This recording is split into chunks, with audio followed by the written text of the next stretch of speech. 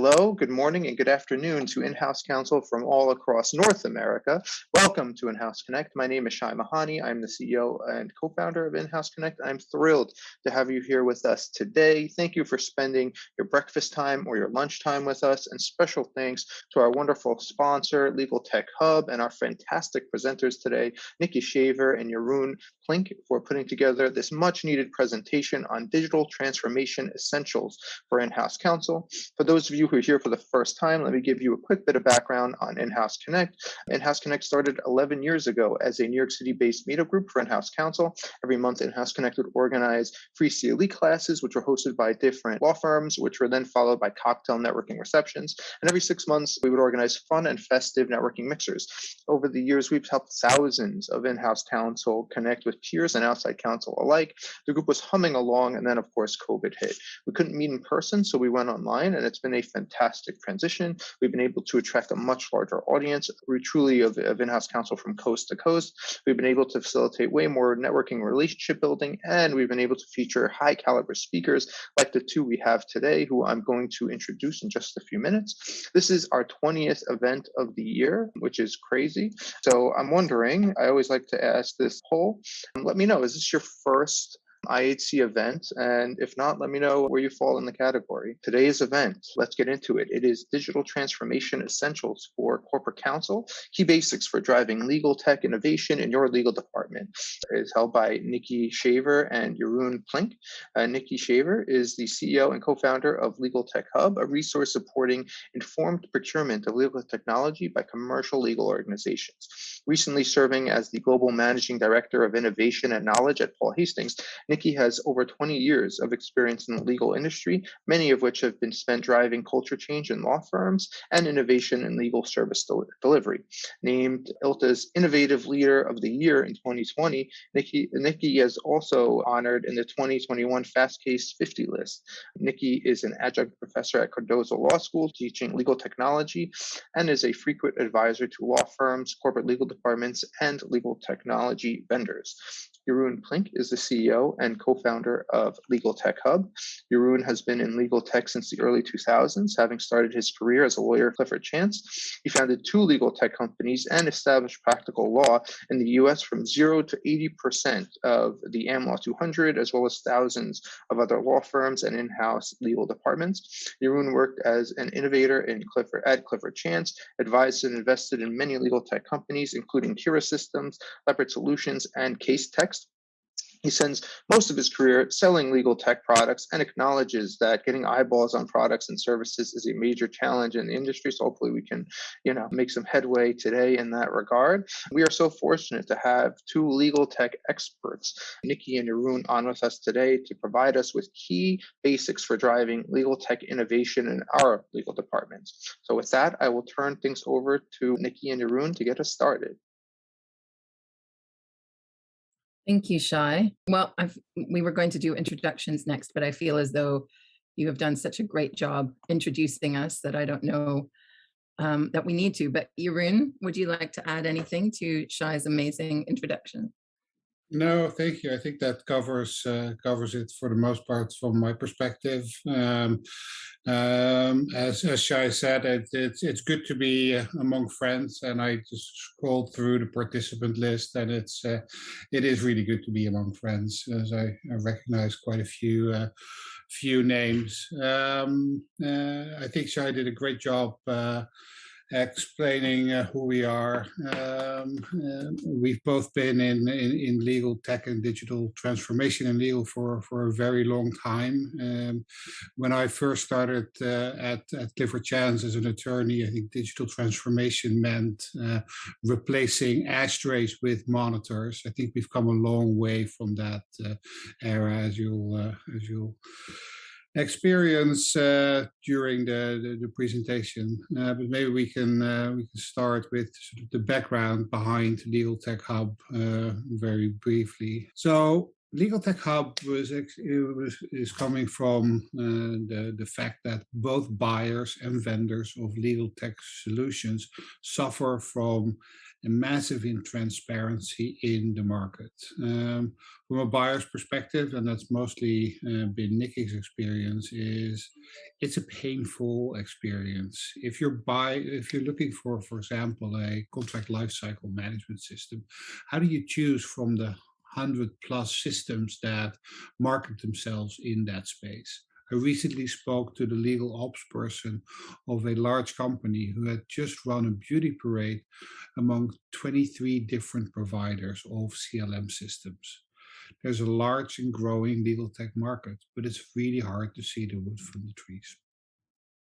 And it's not just about selecting tools and onboarding tools. It's also about educating oneself about legal tech. That's hard. There's literally nowhere to go. In other industries, when you buy software, you can go to, I don't know, Forrester or Gartner, but in legal tech, there's no single solution that explains the landscape of the market. From the vendor side, that is equally frustrating. What if you're one of the 200+ document drafting solutions in the market? How do you get your foot in the door? How do you get visibility with buyers and convince them that your solution is the one to buy? So it's an imperfect market from an information perspective. So in 2020, Nikki and her husband, who also worked in legal tech, started the journey of LegalTechHub with the first iteration of the current website. I joined in 2022 after having been at Clifford Chance Applied Solutions, a subsidiary of Clifford Chance, the global law firm, for 2.5 years. And I joined in January with a vision to demystify legal technology. We're going about that in 2 different phases. So the first phase that is currently live is a directory that allows buyers to see the wood from the trees. I'm an in-house counsel. I'm looking for a cloud-based transaction management and closing system. It has to support the German language, and it has to integrate with IQ and Adorant. How do I find an application like that? How do I create a shortlist? So that's what our current directory offers. A tool that does the high-level education about the legal tech landscape and allows the filtering and selecting of different applications. Our second phase provides in-depth analysis and insights. What is the landscape for CLM? Why would you need a CLM system? How do you make the business case for CLM to your C-suite? Who are the major players in the space, and how do they differentiate? How do you select a tool like that if you've never bought it before? Where do you start? What's a scorecard for selecting? What is best practice for adopting and implementation? For each of our 150 different topics that we intend to cover, we've identified leading experts that write content for us. We're launching the second phase of LegalTechHub in Q3 of this year. In addition to that, we're building generic digital transformation resources as part of that premium website. So where do you start with your digital transformation journey if you're a 25-person in-house legal department? And then more important, what are others doing in the space? So we all encourage you to explore the directory, and we'd love your feedback on the directory. And Nikki, do you want to go into what we do for legal counsel and legal ops? Yeah, and thanks, Jeroen. And just to reiterate how pleased we are to be here. Thank you all so much for coming. It's wonderful to see such a robust attendance at a session in the middle of the day. So thank you for sharing your lunch or your breakfast with us. Since our relaunch in March, and really since we started strategizing about the next 2 iterations and more of LegalTechHub, Jeroen and I have made a very concerted effort to focus on the needs of corporate legal counsel and legal ops. And to that end, we now have an entire topic on the site for legal operations, including products and services around enterprise legal management, legal holds, matter management, panel management, and many more. We also have a full topic on the site for contract lifecycle management and its various aspects, and many other topics that are intended to serve you directly. With our premium subscription content that Jeroen just mentioned, coming in June this year, logged on users will also be able to access a dashboard that will push to them relevant content depending on where they're from. So if you are from corporate legal, the content that will be pushed to you and that you will see upfront will be that which is relevant to you. And this will include reports on digital transformation, CLM, document management for corporate legal, and more. This content will grow in both depth and variety over time and will be responsive to your needs. So as Jeroen said, please do reach out to us if there is anything that you want to learn more about. We want to bring it to you. We seek to bring transparency to the procurement, implementation, and adoption of legal technology, and will therefore be your education partners for all things digital transformation. And that's us in a nutshell. But moving on to our topic of the day. Today, we will be speaking to digital transformation and why it matters at all. The role that you play in it as a GC, a corporate counsel, a legal ops professional. We'll talk about the 3 key areas of digital transformation as we see them, and the critical technology capabilities that fall within those categories. And of course, we will leave room for Q&A at the end. I'm going to pause now for Shai to conduct the first audience poll. Shai, there we go. So interesting to see whether digital transformation is part of your mandate, and I'm seeing a very even split at the moment, which is fascinating. So hopefully we can dig into that a little bit more during the Q&A, and also think about whether it is or should be part of your mandate in theory, even if it's not explicitly so.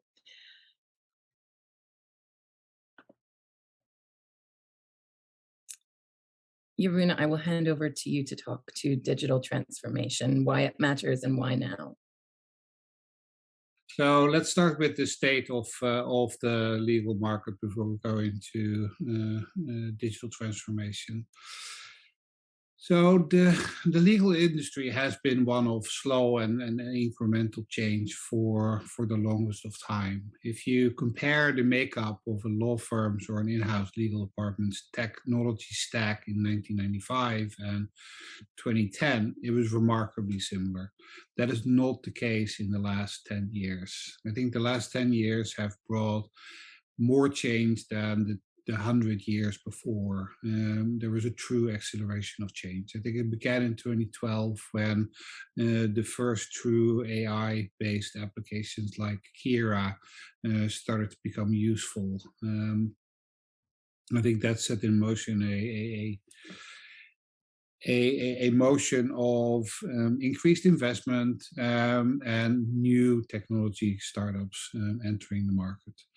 If you look at the average law department in 2012, that was basically using 3 to 4 different technologies, and the most dominant ones were the Microsoft suite and maybe some e-discovery tools. You fast forward to 22, and the average legal department uses over 20 different legal tech applications. The applications are far more pure legal tech than generic technology tools, and the tools are much more powerful than they used to be. If you look at ALSPs, alternative legal service providers, in around 2012, they were mostly doing administrative functions as opposed to substantive legal work. Currently, ALSPs are doing work that used to be the territory of law firms. Think, for example, about repapering for regulatory change. A law changes, it impacts all of your 250,000 contracts in your company. These contracts need to be changed. How do you go about that? You don't go to a law firm because law firms are too expensive for that kind of scale of a problem. And your only credible alternative is the alternative legal service providers, who are now providing that level of work at levels of quality that are comparable to law firms. It has become increasingly the territory of the ALSPs and the Big Four. Talking about the Big Four, they were basically out of the game in 2012. They're back now, and they're back with a vengeance. Their legal arms dwarf even the biggest law firms in the world as far as geographical coverage, and they're creeping up the value chain. They have far superior brand recognition than most law firms. They can cover more global assignments, and they have proven that they can enter different markets beyond audit and tax advice. And they're aggressively doing that in legal, despite and actually supported by regulatory changes, in particular in Europe. The other thing that we're seeing in the legal tech market is the level of investment. It's booming. In 2021, $9.2 billion was invested in legal tech. This level of investment drives faster technological change than ever before. And Nikki, would you want to take over and go to the duty of tech competence? Sure. I'm actually curious. Can you put a +1 in the chat if you have heard of the duty of tech competence while I speak about this? So in 2012, the ABA amended Rule 1.1 of the Rules of Professional Conduct in the United States to insert Comment 8, an amendment that means the rule now reads, this rule has become known, the rule now reads, to maintain the requisite knowledge and skill, a lawyer shall keep abreast of changes in the law and its practice, including the benefits and risks associated with relevant technology. So what we're seeing is something that previously required you to understand legal knowledge and to have legal skills now also requires you to have an understanding or awareness, at least, of what technology can do for you and how it can help with legal practice. The tenor of this rule is echoed in legal opinions that we're increasingly seeing handed down by courts across the country, who recognize in various categories of technology or legal practice that not using the advanced tools that are available in certain parts of legal practice is now ethically problematic. And this rule of tech competence has been adopted formally in 40 states. It is increasingly being adopted. So every few months or so, a new state adopts it. We anticipate that it will become just unanimous across the United States. So if there is nothing else, there is an obligation for you to at least be aware of legal technology in practice.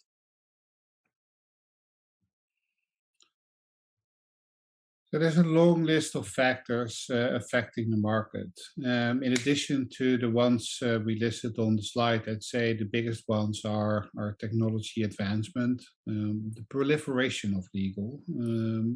So it's no longer just a 150-page contract, but we will have a 250-page just because we can, and the word processor functionalities allow us to. And then the increase of regulatory change. On the topic of regulatory change, in the almost 15 years since the global financial crisis, in the financial services industry alone, 50,000 new pieces of regulation have been introduced. On a daily basis, globally, there are over 1,000 changes to these regulations. The final external factor that I want to mention that's not on the slide is the Great Resignation, coupled with a rising need for legal services. People chose to leave their law firm life, increasing the pressure on those that stay.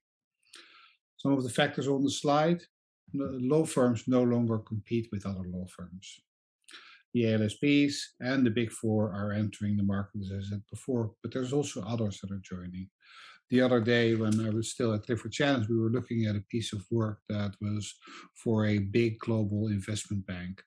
traditionally would have been the territory of law firms only.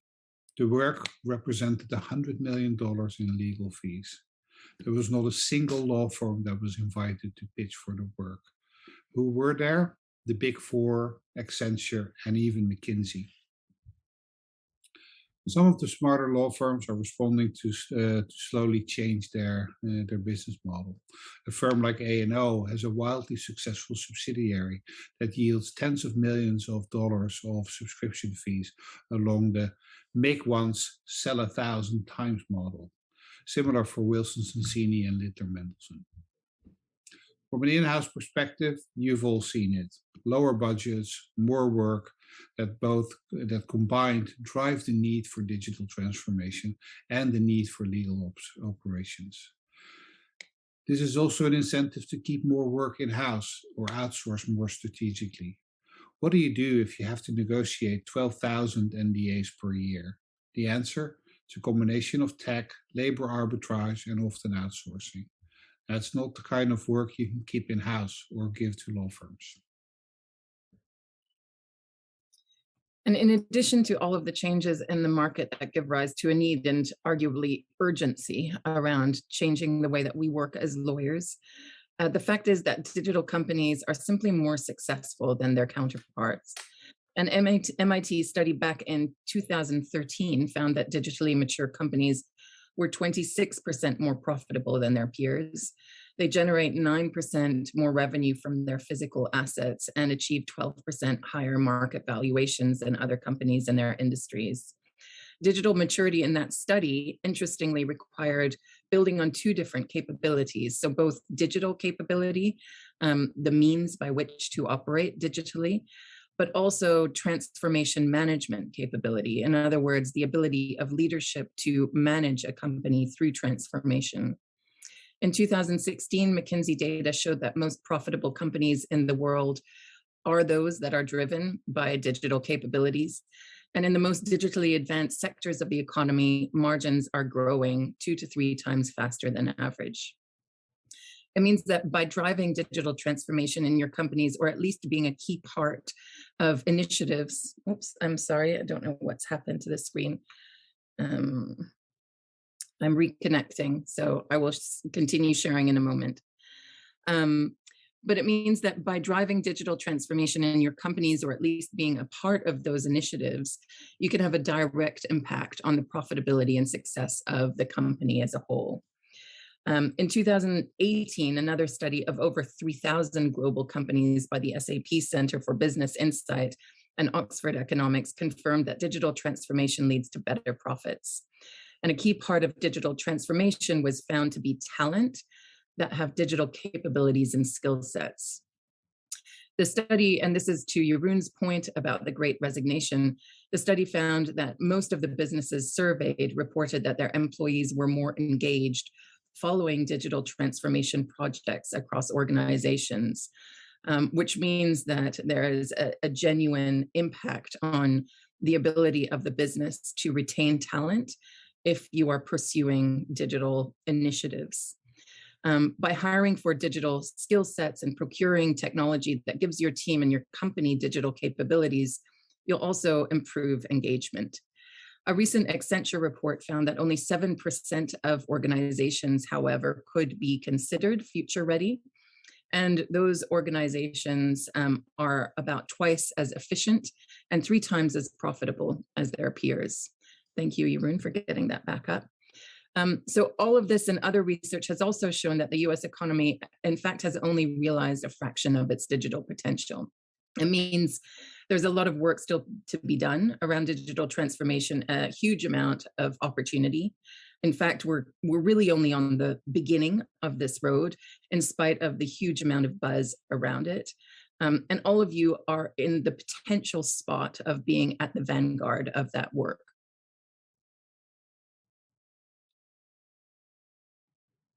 Jeroen, I think it's back over to you. Great, thank you. So corporate legal increasingly has become the driver. I think there's a growing appreciation of legal departments in corporations. Whereas 15 years ago, jokingly, people would refer to legal as the no department. That has gone. I think currently the legal departments qualify as the enabler of value. With technology advancing and the increasing importance of contracting, the role of legal is more and more unlocking value in contracts.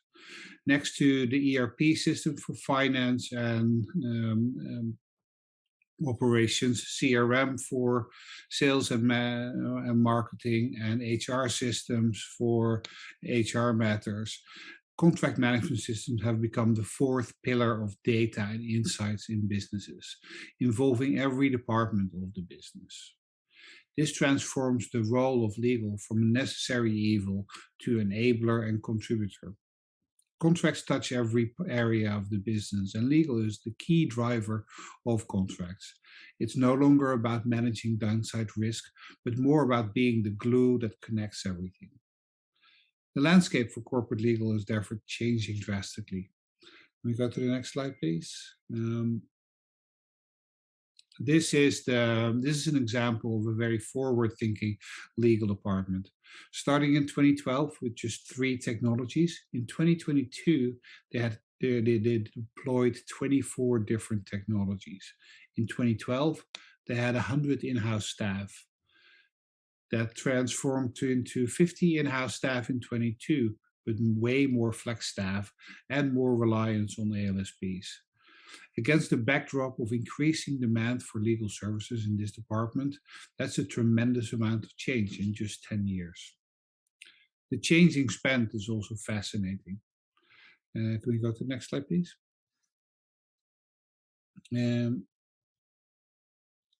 The changing spend is also fascinating. If you look at a recent Gartner survey that shows that 25% of in-house counsel expects to decrease their spend on outside counsel by more than 10%, and 43% expects to increase their spend on technology by more than 10%.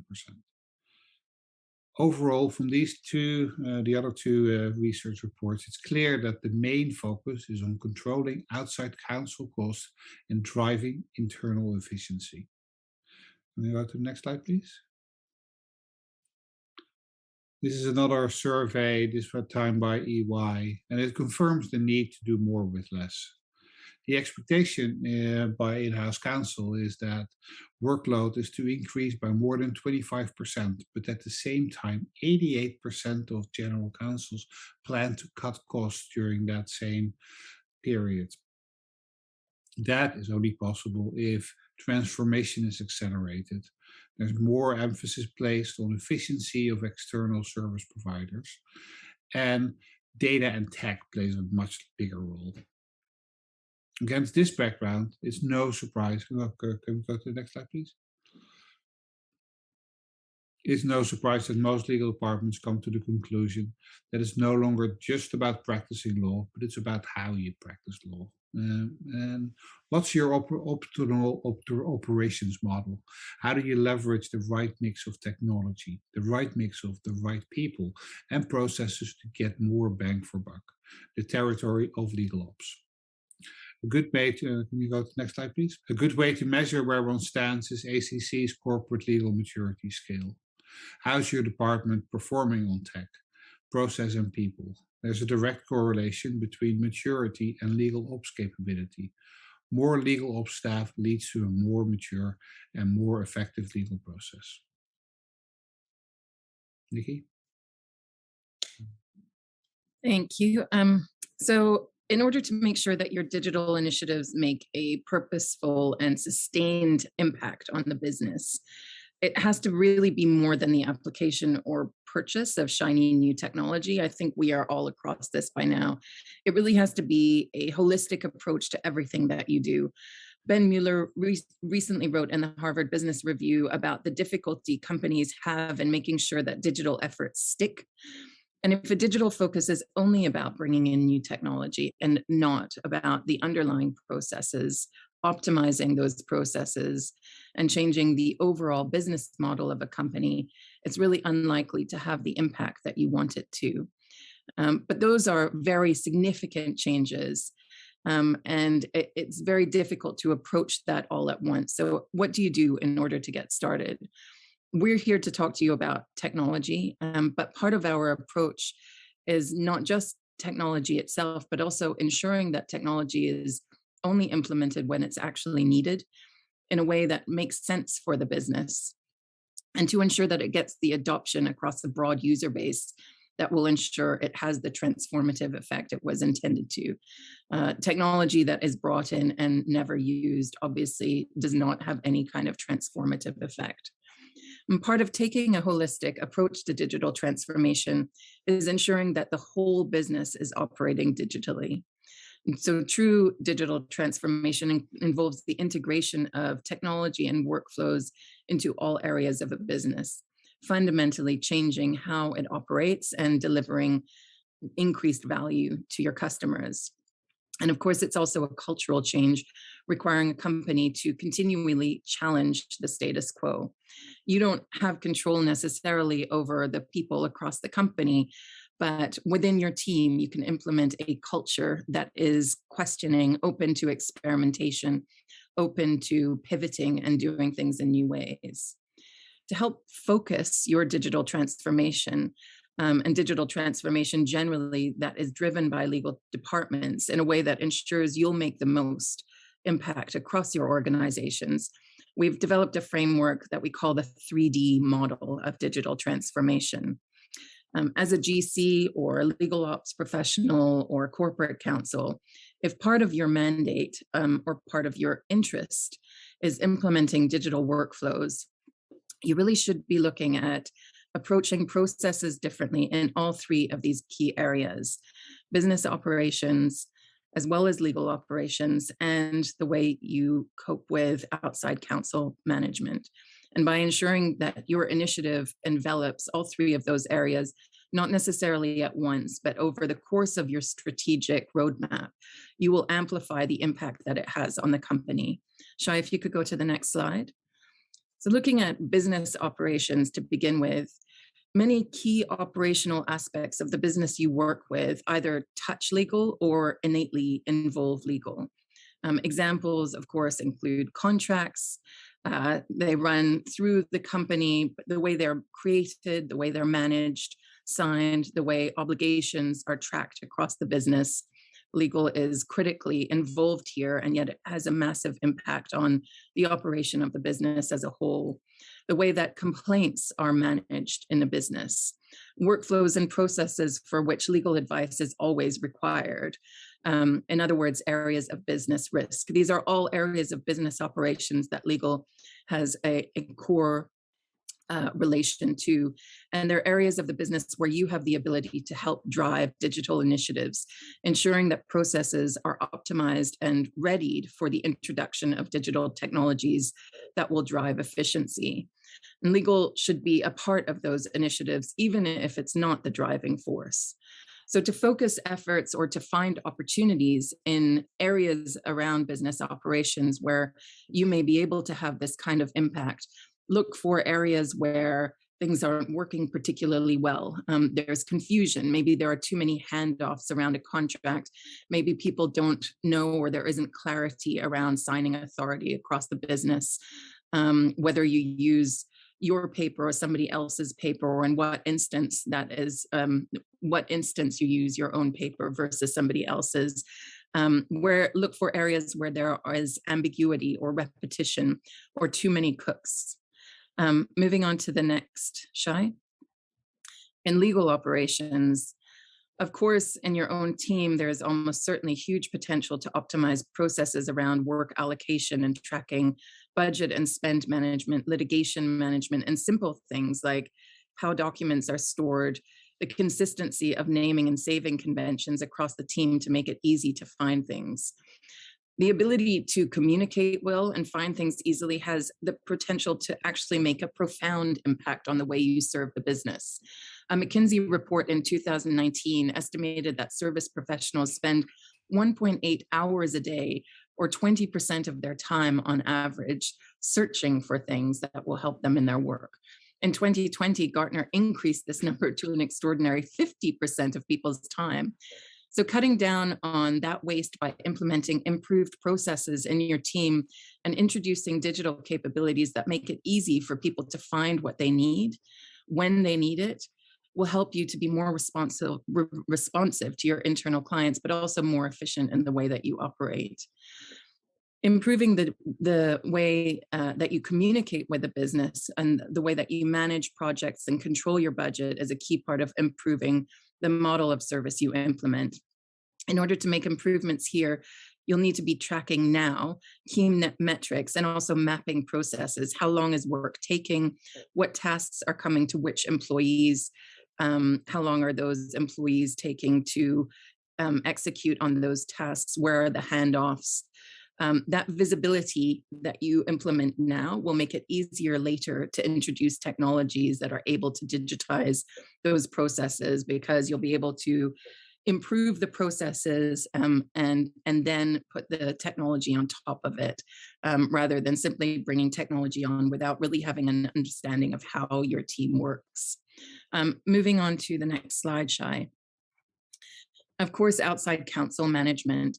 If internal communications are challenging, multiply that X times for external complexity, of course. Tracking and measuring the performance of outside counsel is becoming critical to the performance of a legal department. And digital capabilities are now available that are able to support your RFP process, panel selection and management, with advanced data analytics that allow you to make more informed decisions about what legal counsel to keep on your panel and when to make a change. And this is a really key focus area at the moment for digital transformation, and a critical one.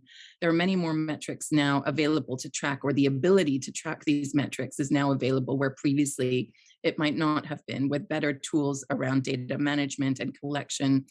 And legal operations metrics is thus becoming a really big focal point in the industry that we'll talk about a little bit more later on.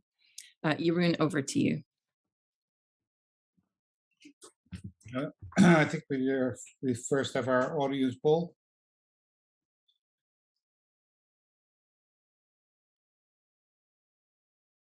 So if you're looking at the 3D model that we just introduced, which of those areas, business operations, legal operations, and outside counsel management, is most important to you when it comes to digital initiatives or focus on transformation? Shai? So throughout this series, we'll touch on a number of technology topics that combined form the framework for the tech stack for the in-house legal departments of today and tomorrow. Which technology capabilities do you need to have to get to the higher levels of digital maturity? We're showing a graph right now, and it's a bit shaded if I by the look of my computer, but it represents the maturity levels for in-house. On the left-hand side, in-house departments are very early on their journey, represented by the paper plane. It's not too far from the old ink and quill. Very few departments are left here, but some are still there. This phase is characterized by no structured repositories, no methodologies for storing documents or finding documents. The majority of the tech stack consisting of productivity suites like Microsoft Office or Google Suite, but no special tools. As the department advances through organization of matters in Excel spreadsheets, a CRM with custom legal management aspects, a smart contract management repository with processes, advanced reporting, AI capabilities, the department will transform from the proverbial paper plane into the rocket ship. Where you are on that maturity trajectory determines how much value you contribute to the business. Can you go to the next slide, please? So, We are going to be touching on 6 different technology areas in this presentation, beginning with contract lifecycle management, project matter and workflow management, document management, digital forensics and legal holds, panel management and spend management. As this is merely an introduction, we'll touch on each of the areas quite likely, and we'll go into in detail in follow-on sessions as there is demand. So if we go to the next slide on contract lifecycle management. At the moment, it's probably the most hyped technology in corporates. In our opinion, rightly so. With the increasing importance of contracts, trying to understand what is actually in your contracts is key to how you deliver value. The 2 best examples in the last 2 years, COVID and Ukraine. When COVID hit, or when the war in Ukraine began, depending on where one was active, the immediate question for most legal departments became, how does this impact our operations? How does it impact our contracts? What exposure do we have to Ukraine or the regions? Can our customers terminate contracts based on force majeure? Can we terminate our relationships with our Russian customers? What business do we have in Russia to begin with? Without a proper contract management system, getting on top of these critical questions is virtually impossible. Add to that the proliferation of contracts that a legal department need to draft, or the third-party contracts that need to be reviewed and negotiated at scale, and the challenge becomes immense. The final area where a good CLM system helps is being the system of record. What are all the amendments that make up the final and current agreements? When does a contract need to be renewed? How do you measure performance in real life against the contract? And how do you keep your contracts up to date in line with changing regulation? This is where CLM systems comes to its own.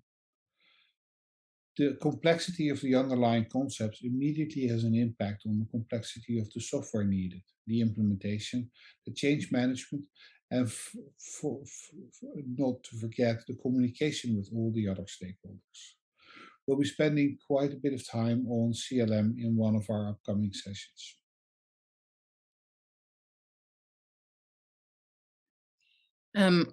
Moving on to project matter and workflow management, but I actually just want to throw out a comment from the chat. Bill MC, I can't see your full last name, says, interesting results to the last poll, given that outside counsel spend is probably half of the budget, but legal ops are most important for us. We need more capability to manage outside counsel. And that's a really interesting comment. It reminds me a little bit of when you're on a plane and you're told at the beginning in the safety briefing that, you know, if something happens and the gas mask comes down from the ceiling, make sure you put your own gas mask on first before you help anybody else, even if you're with the kids. And I feel like this is a little bit similar. Perhaps the best approach is to focus on yourself, your own team first, so that you're in a position with better capabilities to support digitization elsewhere across the business or improve the way that your team works with outside counsel. Interesting comment, thank you. So project matter and workflow management, this is really 3 significant areas of technology all thrown in together. A recent study I saw said that matter management was one of the key areas of interest and focus for corporate counsel at the moment.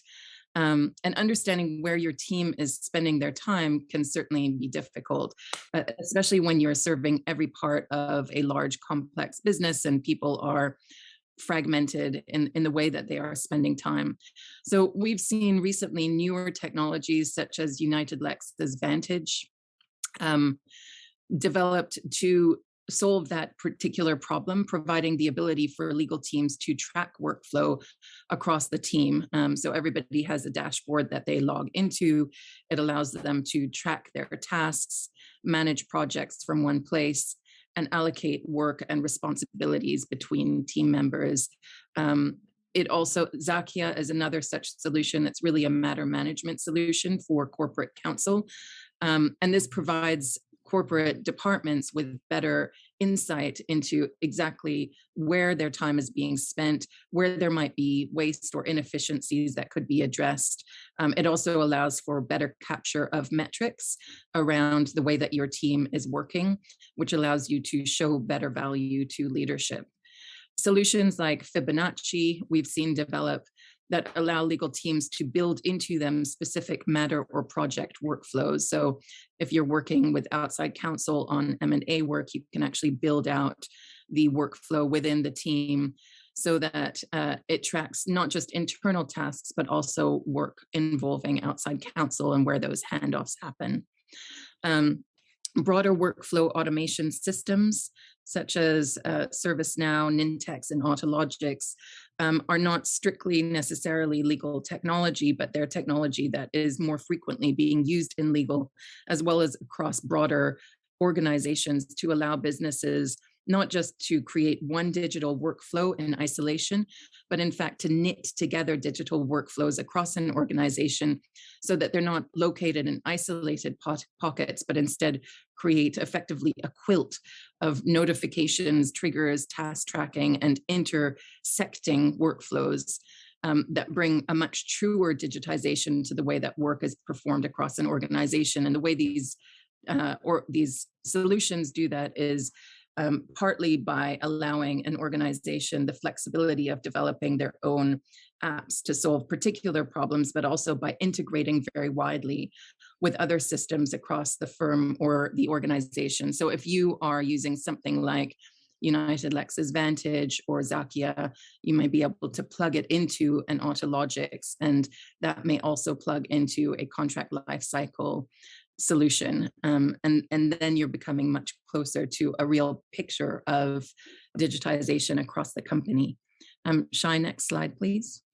Can we actually stay on this slide for a second? We had an interesting question from James Sullivan in the chat. James is asking, how do these solutions differ from Jira, which my fintech company is implementing across the board, even to legal? And Nikki, jump in if you disagree with me.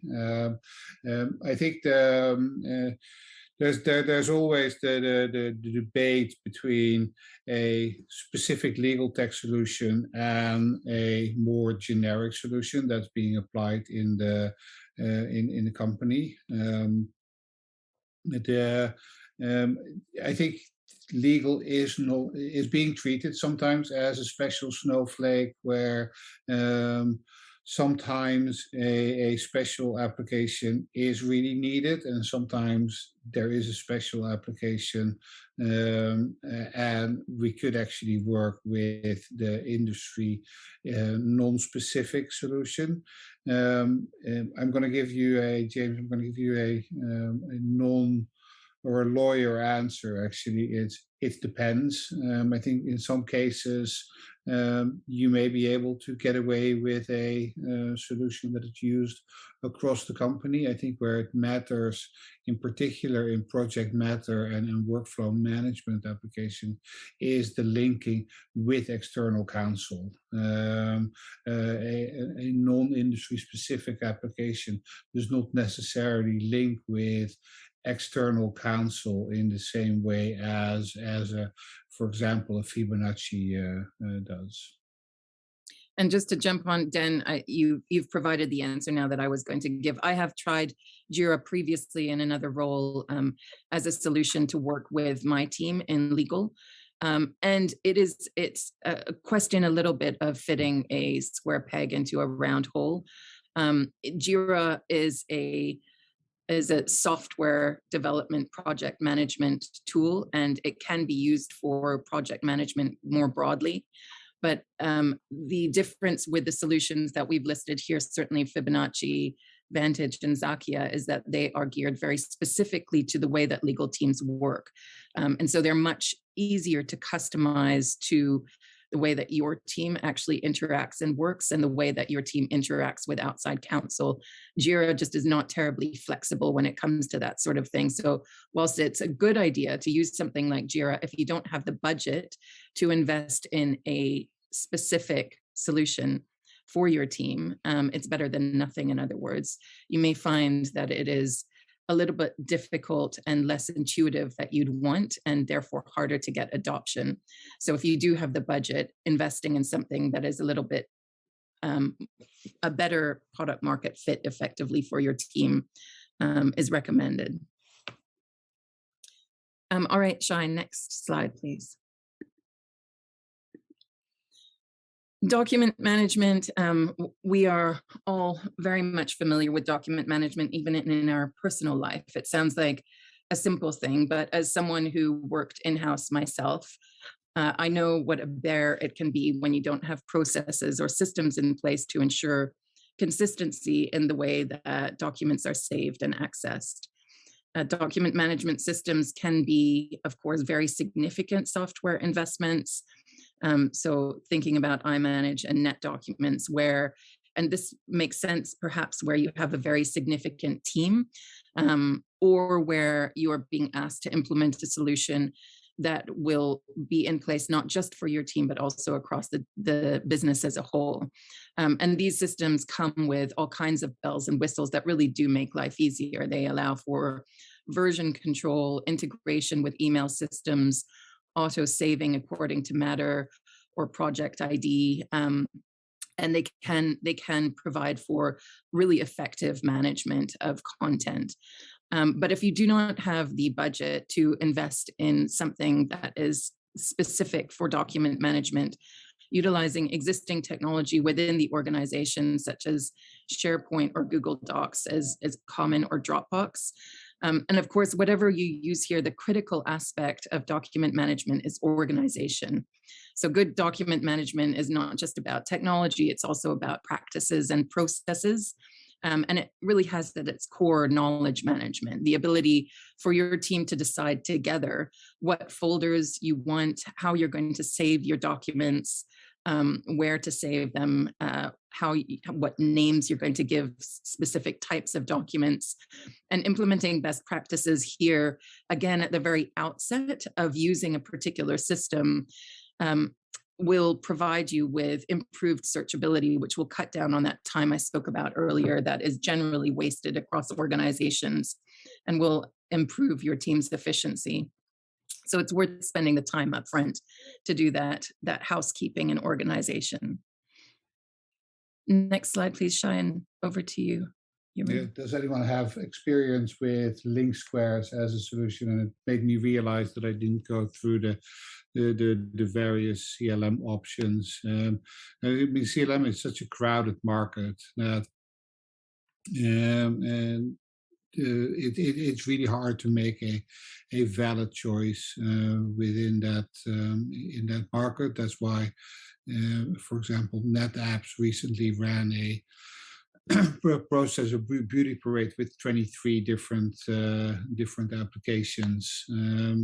So it's a tough market. I wouldn't be able to answer the questions in particular on link squares. It's one of the leading and faster growing applications, but there are others that are in the same level and are equally good. I want to mention ContractBot AI, not just because I saw Jessica is in the audience, but there's a quite long list of strong applications. If you want to reach out, we do help in-house departments with making the selection. That would be through our resident experts on selecting CLM applications, and we're more than happy to make the relevant introductions. So over to digital forensics and legal holds. Again, it's a topic that has grown in importance due to the proliferation of documentation, data, regulation, and litigation. How do you preserve and find information in gigabytes of data? This problem was always there, but with so much more information captured in different digital media, the size of the problem has blown out of proportion. Some recent regulations, predominantly in data privacy, have only increased the challenge. Increasingly, data subject access requests have become weaponized You terminate a disgruntled employee, and you immediately get a data subject access request to provide a copy of all the personal identifiable data the company holds on those employees. The cost of that kind of request can spiral out of control and are sometimes run into the tens of thousands of dollars. There are a myriad of tools that help with the challenges, in addition to the more traditional challenges like legal hold and e-discovery. We've listed a few of the current applications. In addition to that, you've got the more traditional e-discovery applications that also help with legal hold software. Nikki? Thanks, Shine. Next slide. And an interesting discussion in the chat about CLM and document collaboration. Just a little bit of a case study.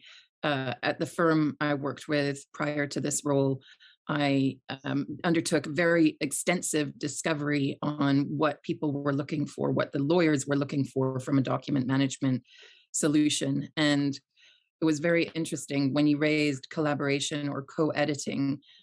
Depending on the practice group, there was an extraordinary range of reactions. So for people in various transactional areas where there was an enormous amount of pressure on them to get large documents out the door before closing, they saw collaboration within a document to be hugely important.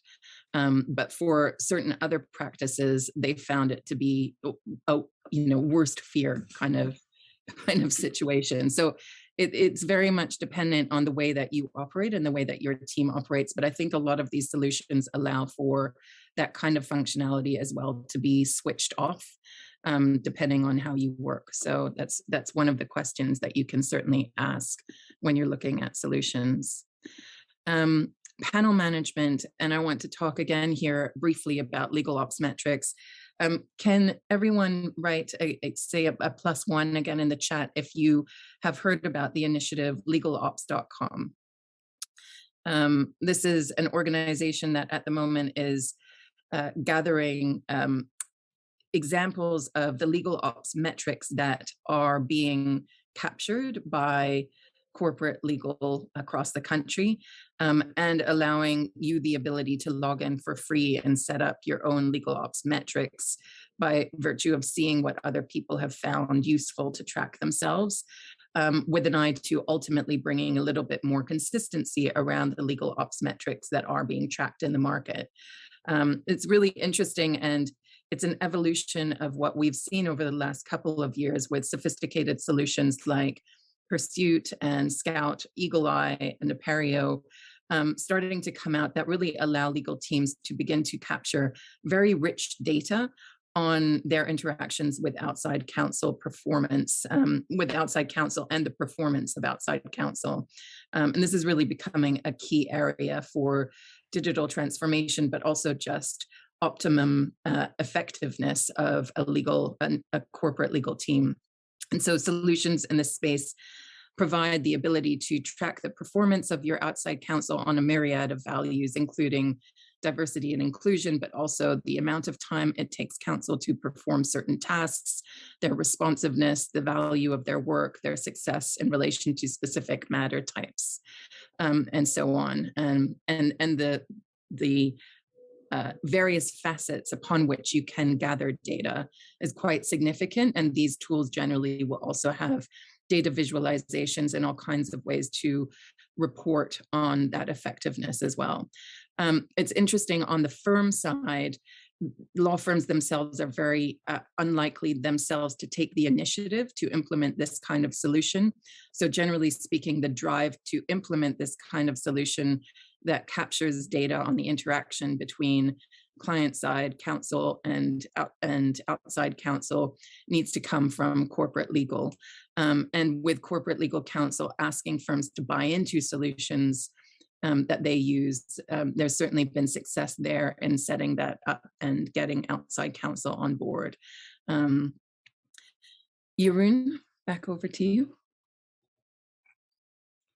Yeah, so our final category for today is much more prosaic, and it actually, in some cases, even involves math. But it's ever so important, making sure that your outside firm billing is in line with your billing guidelines, making sure that one doesn't overpay. How do you make sure you get the right price for the advice you're buying?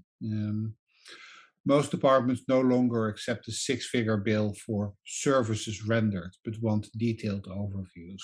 Um, but this is one of in the category of be careful what you wish for. How do you analyze rows and rows of data without the use of software? The tools in this category make sure that law firms send you bills in a format that can be interpreted and analyzed by your systems, and ideally verify whether the bills are in compliance with your billing guidelines. Similar to the market for legal tech being transparent, there's also a need to bring transparency to law firm pricing. Why do you go to law firm A that charges you 150K for establishing a fund if firm B does exactly the same thing for 100K? Figuring out which firm charges what in comparison to the others is really, really hard. And tools like Apereo, Bright Flag, Pursuit, and Bodala help with that. But Bodala, by the way, is now owned by Onit. Again, there may be very good reasons why one chooses the larger or the more expensive firm over the other one, but it would be good to have an understanding of where each of the firms stand. So finally, we go to the audience poll, and this is also a good segue. So this is the first of a series of digital transformation sessions. Will be driven by your needs as to what we cover. We'll bring the vendors to you, and we'll establish what by taking this poll will establish what the challenges are that you face where technology can help. So please complete this last of the polls. We'll have some time for questions, but we hope you enjoyed this session so far, and we look forward to seeing you again. Feel free to reach out if you have any questions after the session. Our coordinates are on the last slide. We'll be at Clock in person and are more than happy to meet with you there to see how we can help your department with digital transformation. So over to Shai to coordinate the Q&A. All right. So first of all, thanks, Nikki and Jeroen, for a fantastic presentation. So this is the Q&A portion. If you have any questions for our fantastic panelists, please put it in. I have some questions that people submitted from before, but they're a little specific, so I'm not sure how comfortable our panel is going to be, but let's see. Let's see. So the first question is, what are your top 3 legal tech platforms, software, or apps that every legal department must have? And feel free to be general if you don't want to specify one over another, or instead we can reframe the question as, what are 3 digital processes that should be in place in all legal departments, like low-hanging fruit, I guess. You want to go first, Nikki? Sure. So to explain to everyone listening, one of the things that is important to us as LegalTechHub is we don't ever recommend one solution as being best in class. And the reason for that is we don't believe that there is such a thing, because it's so dependent on your environment and your specific use case and the way that your team works. Having said that, in terms of categories of technology for a legal team, I really do think, coming back to the basic kind of knowledge management, having a system where you store your documents and processes around the storage of those documents is really, really critical so that you can find things quickly. It doesn't have to be sophisticated, but having systems in place that are consistent across the team, to me, is one of the best ways that you can easily get traction. Another, I would say, is project management, and it can be quite basic. So again, I wouldn't necessarily recommend Jira, but even something quite generic like a Monday.com or an Asana can help if you're running multiple projects across the team in order to track where you're up to. So that's two fairly low sophistication, low complexity, but high value tools. Jeroen, what are your thoughts there? Yeah, no, I fully agree. So for me, if I were to list the three technology areas that I think are most interested for, or most important to in-house departments, I would say start with CLM.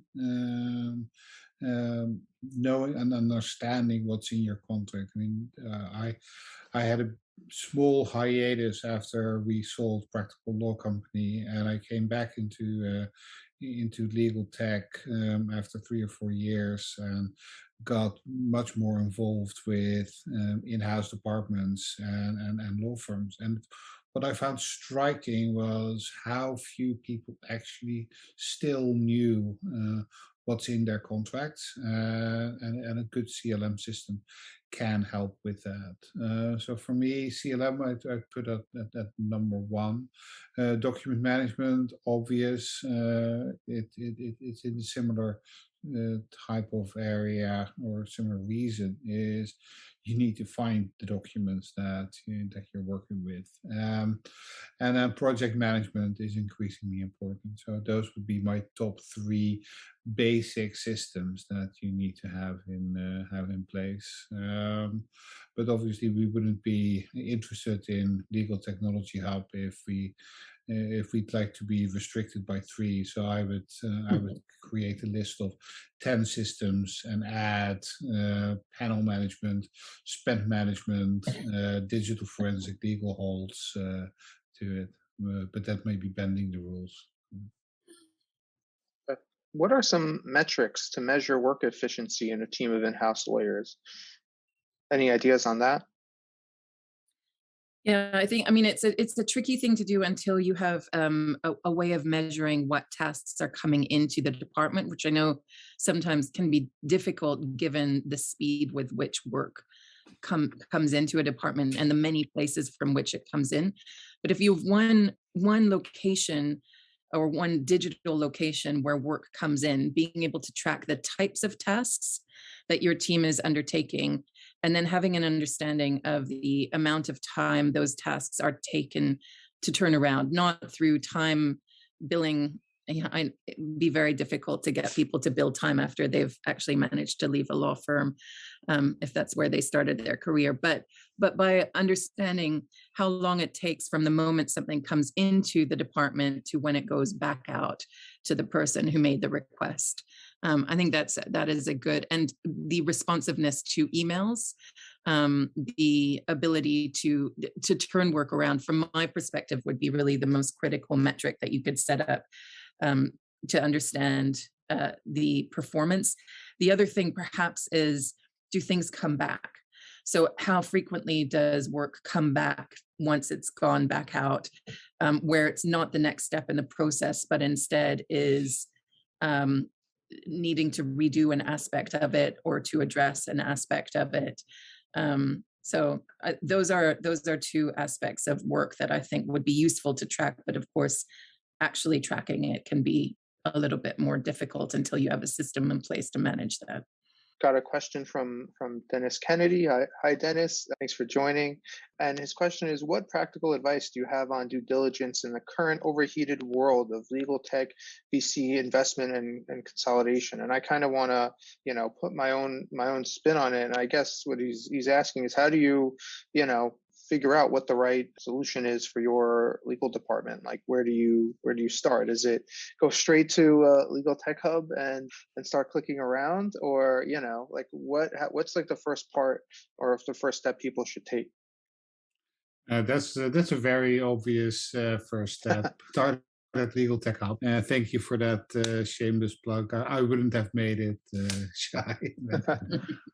I'm gonna put the but I think that's I think there are a few areas guess, to begin, but to answer Dennis's question specifically, and I read it in the chat and I misinterpreted and thought due diligence applications, which are near and dear to my heart. But I think there's a number of things that you always have to look out for. One is and I call them the hygiene factors. It's info security. Those are standard across the range of applications that you may want to look at. It also focus on financial stability of the company. You don't want to hang your hat on an underfunded application, although it's hard with the amount of investment going into legal tech to come across an underfunded company.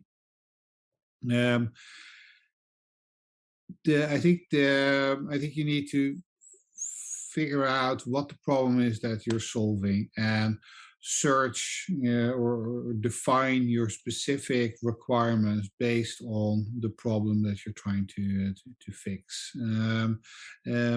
Identify the solutions that might be a fit and see which one of those fit your specific requirements. So that would be my answer.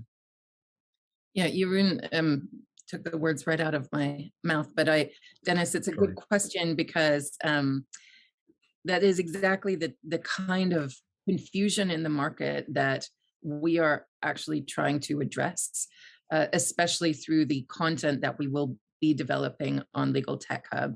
The content is really to demystify the world of legal technology and increase the transparency to help you make that kind of decision. It should always start with the problem. There's no reason to bring technology in unless it addresses a specific use case or problem.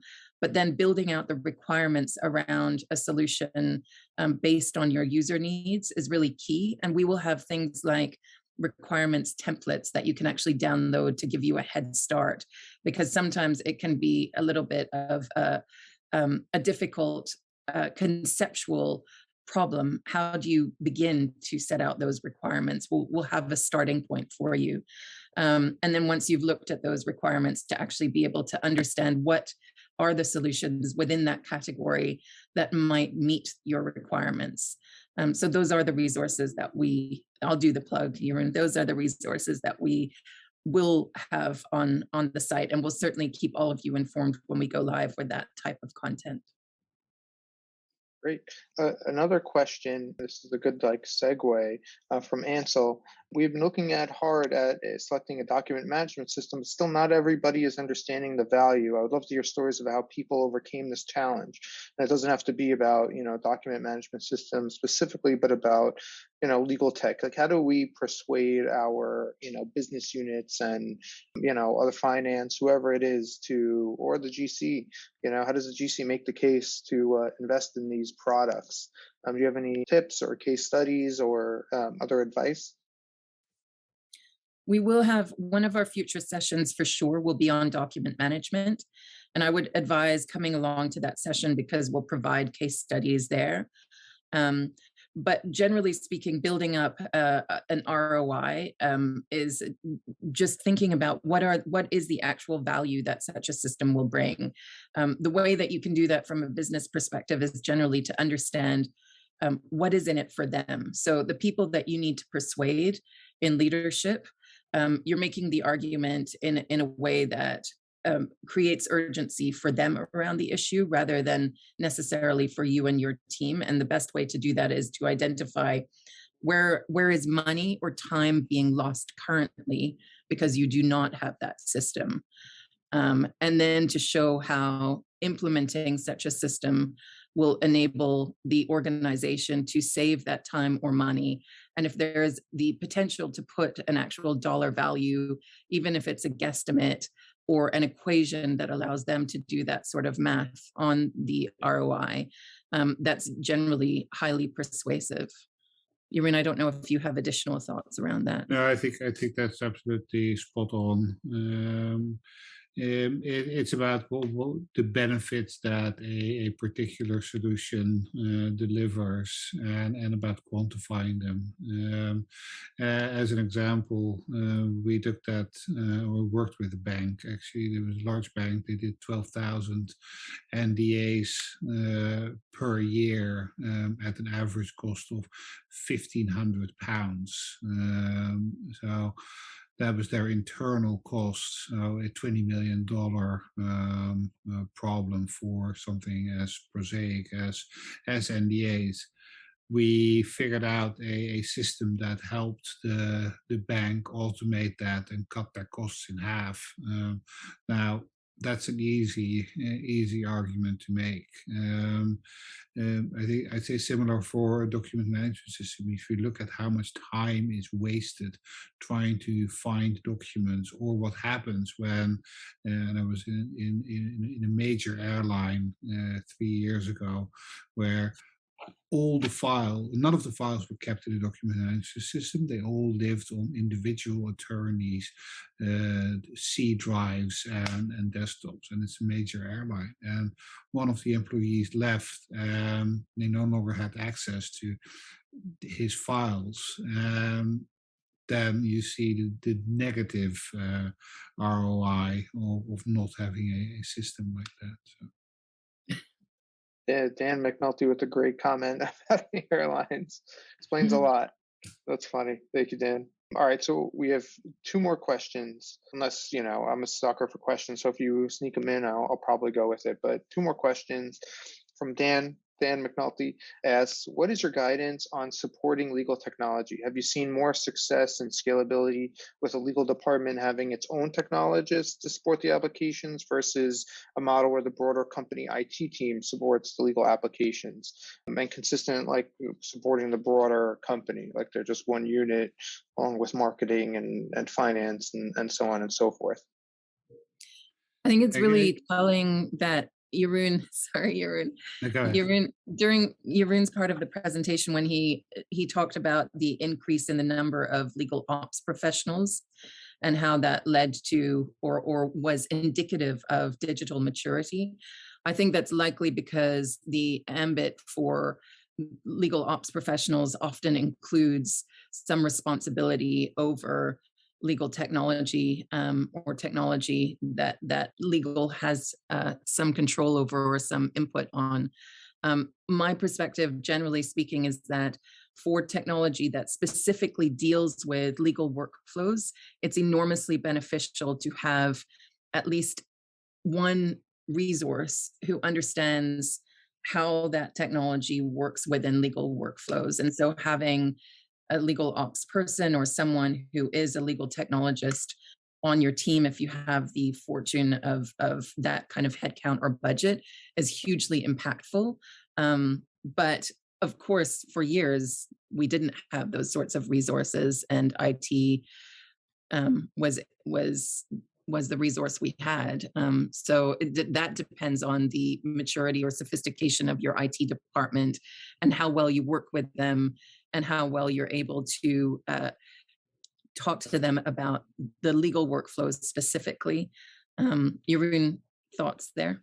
Yeah, I would go actually even further than that and say it doesn't make sense to implement a very sophisticated system like a CLM system without the proper support. I'm a big believer in the fact that legal is not a special snowflake. For the most part, we can get away with industry non-specific applications, except where it becomes legal. And where does it become legal? Complicated systems like a CLM system that needs to keep track of an agreement that has been amended 10 times, and how does each of the amendments impact that? That is not something that a generic IT person can support you with. So my recommendation is don't buy an application unless you have the relevant support. And for some applications, don't try to be, or don't let yourself be shoehorned into a very generic non-legal application. I just consulted to a telecom company that insisted on building everything in-house, and it was a disaster. I've never seen anything as unfit for purpose as that. And they built a document management system specifically for their legal department, and a CLM system specifically for the legal department, because allegedly there was nothing on the market that was right, and it didn't meet any of the requirements of the legal team. And so where it's necessary, get the specific legal technology app, but only if you can afford to support it. And just as an addendum to that, if it's something as significant as CLM, you probably won't be able to have the number of resources, specific resources internally to implement CLM. So that's probably one of the situations where drawing on external expertise, at least for the implementation phase, is a very good idea. And thereafter to have someone with specific expertise to maintain it. Yeah. You answered the question that I was going to call to. Jonathan asks, are any recommendations regarding hiring outside firms to facilitate CLM or matter management versus trying to do it in-house? So your advice is hire an expert? For the most part, yes. These systems are complicated. They require extensive change management. They don't only touch the legal department, but anywhere from anything from CLM, from procurement to sales to operations to finance. And doing a change management program on that scale requires significant experience and expertise in that. So unless you have a rock star legal ops person on board who's done a ton of CLM implementations, budget for the expert to help you select and implement and ensure adoption. It's one thing that we haven't spoken about a lot, but adoption is probably one of the key measures for success in legal tech. Yes, selection is important, buying it is important, but then finally, how do you make sure that the thing you bought, whatever it is actually being used? And that's something that both your vendor and you have a vested interest in making it succeed. If you fail to use it, the vendor loses out, but you also lose out because you've just wasted the company's resources on something that isn't being used. So everyone's interests are aligned there. I think the other thing, and it's a telltale for how important and how complicated it is. The first CLM company has just been sued for a failed implementation. I think that'll happen more often than not, and I think you can avoid that by getting in expertise into adoption and implementation. I strongly believe that where things go wrong, where two people quarrel, two people are at fault, and in this case, it probably was the company also that could have done a better job. So it's not just the vendor. Can I also just do another brief plug, which we forgot to mention before? We will be sending a newsletter, LTH Insights, to corporate counsel, and these are exactly the kinds of topics we'll be covering in that newsletter. So if you would like to receive it, it'll be sent on a bi-weekly basis. Please let Shai know, and we'll make sure that you're on our distribution list. So Two more questions for real this time. And we're going to go with Dennis. We're going to take your question last. Apologies. But first from Hillary. Hillary asked an interesting question. Some firms are hesitant to move from on-prem to cloud and cite security, document ownerships as reasons to stay on-prem. What's your take? Should law firms, and in-house legal departments move their systems to the cloud? And what are your thoughts on the hybrid option? I'm not sure about you, Nikki. I'm a big cloud believer. It's the way most companies are going, and it's I think the firms that are hesitant to go to cloud are the larger firms.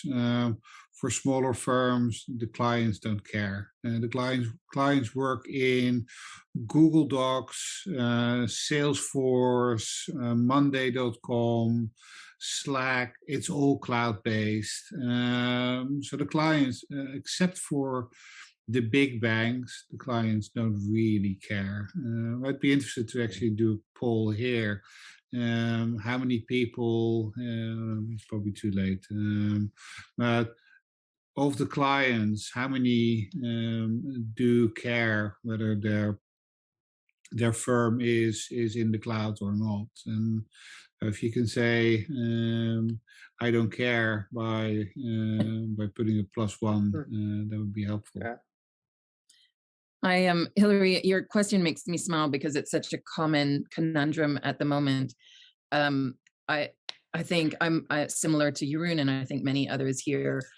I'm a huge proponent of cloud. It is more secure, is the reality. I think if firms do the work of really looking at their outside counsel guidelines and understanding who is against or resistant to the firm moving to cloud, there's an enormous majority of clients who are very happy for firms to move to cloud. They're using cloud technology internally.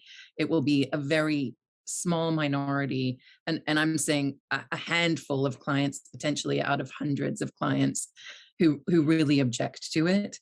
And in those instances, I do think a hybrid option is a possibility. I've also heard of firms who have gotten clients together who do object in a room with IT professionals who have been able to talk to them about the security of cloud and managed to get to a point where they were able to move fully to the cloud, their full document management system.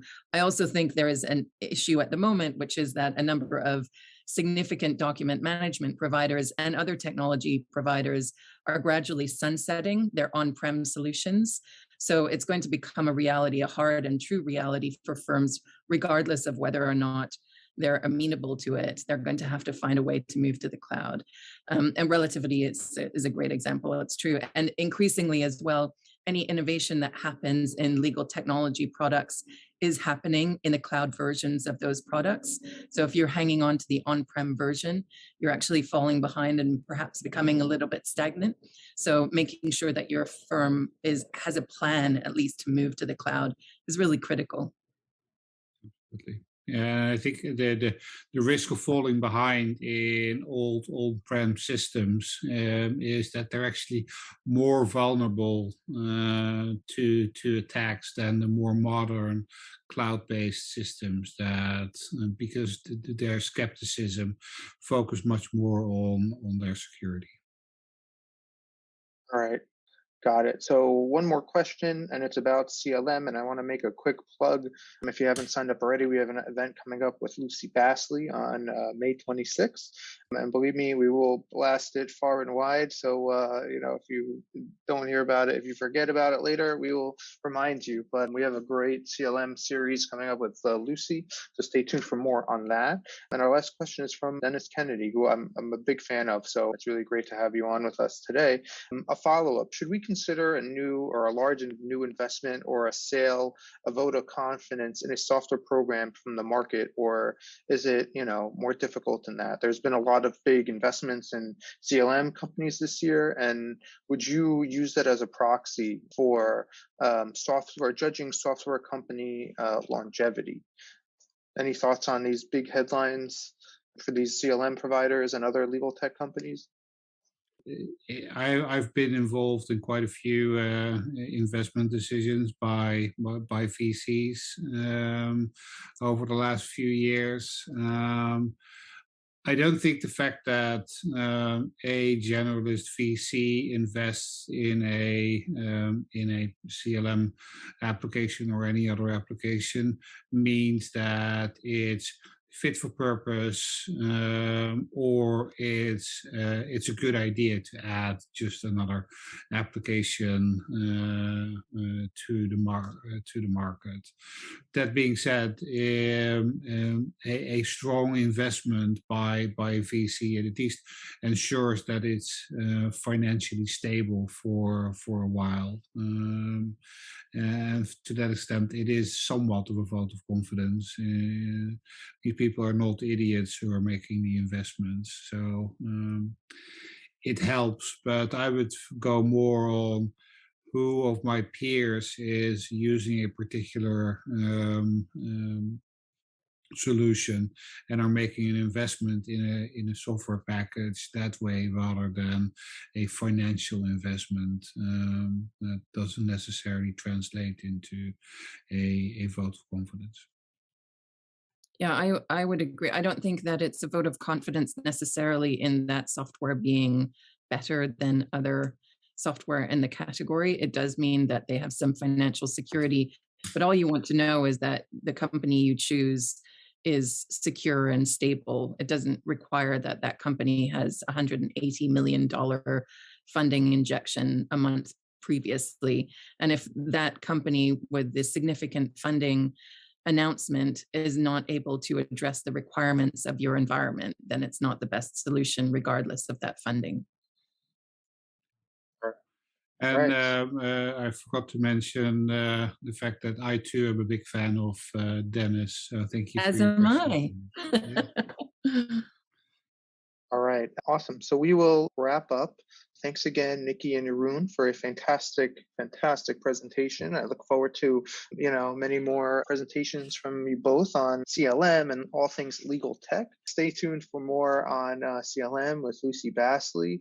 And of course, tomorrow we have the In-House Counsel Guide to Success. That's going to be fantastic. And next week we have 2 amazing events. And after that, every event we do is fantastic. So, we look forward to seeing everybody again soon.